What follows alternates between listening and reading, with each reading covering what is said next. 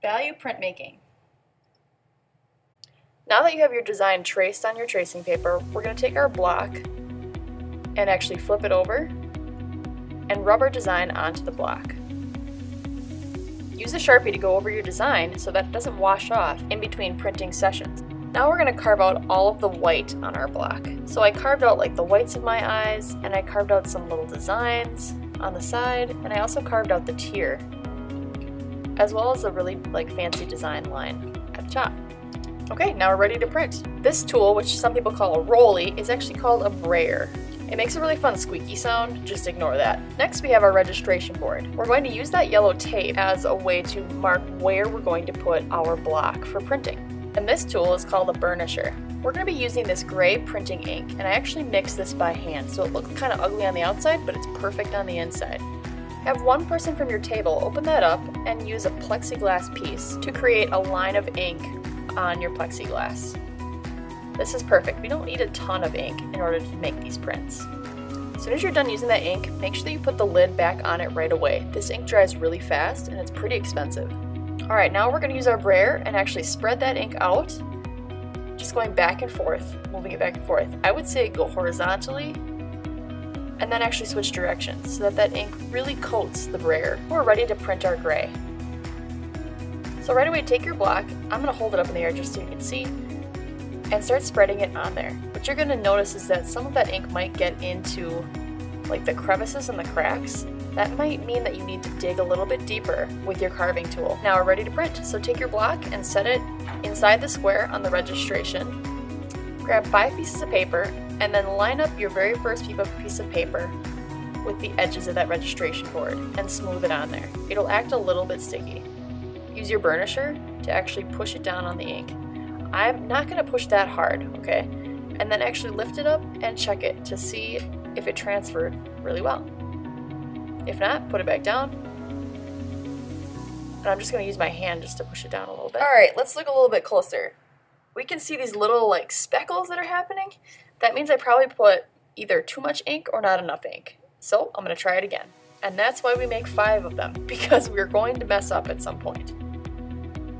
Alright, with one out of the way, I'm going to make 4 more prints and see which one comes out the best. Alright, and now we're going to carve it out again. This time we're going to leave only the stuff that's going to be black on the block, okay? When we're looking at this means we're doing a lot of carving. This took me a long time. Look at all this. It took me at least an hour and a half to carve out all of this stuff so that it looks really, really nice. And everything that's left behind is going to be black. Alright, and now we're printing with black ink. Make sure that you're using the same registration board as before. So I have the giraffe. And now my block is all ready to go. And then I'm going to get that black ink out. This was a full struggle for me, I apologize. Make sure that you're only using a spoonful. This black goes a really long way and it is permanent. So if you're wearing really nice clothes today, please put on an apron, okay? I'm going to make a little line of black. And then I'm going to use that brayer to spread it out. And I'm going to very carefully roll this black onto my block because it might get into some of the cracks. This is where you're going to see little speckles of black all over the place on your print. So you might have to carve out again. So this is kind of a long process. Transfer that block to the registration board. And we're going to take our prints from before and add right on top of those. I would suggest laying your paper out so you can kind of see your design of where it's going to line up. And then gently lay it down. Now, of course, you might completely destroy this one, and that's okay, it's your first one. When printing with the black ink, I would suggest just using your hand as the burnisher instead of using the actual tool.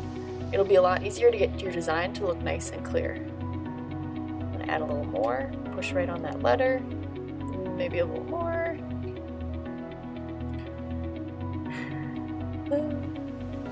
Oh, there we go. Okay, with this print I totally missed. Like, my design is completely off my registration, which is okay. That happens sometimes. It's also kind of cloudy in some spots, so I'm going to try again. This time I'm going to try it in reverse, where I have my piece of paper, and then I'm putting my block on top of that, and maybe that'll line it up a lot better. I'm going to push pretty hard so that I don't have any weird fuzzy crackling happening. So with this strategy, I think I pressed a little too hard because my images look really like thick and blocky, like it kind of smeared a little bit. Not great. Okay, so gentler. Let's try it again. And finally, a perfect one. I love it. It looks really nice. Label your prints. Printmaking artists always label their artwork the same way. The very first thing they put on the bottom left is the title of the artwork. So I'm going to call this one Grades, since that's definitely what this is about.